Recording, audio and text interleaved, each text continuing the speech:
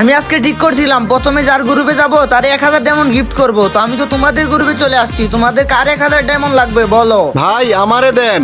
Please Shakib ভাই 1000 diamond আমারে দেন। না ভাই 1000 ডায়মন্ড আপনি আমারে দেন।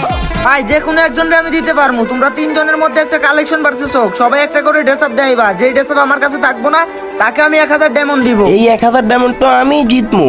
না এই 1000 ডায়মন্ড আমি জিতবো।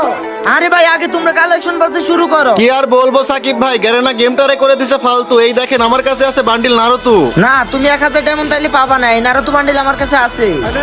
আমি বিয়ার র্যাঙ্কে চালাই লঞ্চার, এই দেখ আমার কাছে আছে ব্রেক ড্যান্সার। না তুমিও 1000 ডায়মন্ড পাবা না, এই ব্যাক ডান্সার বান্ডিলও আমার কাছে আছে।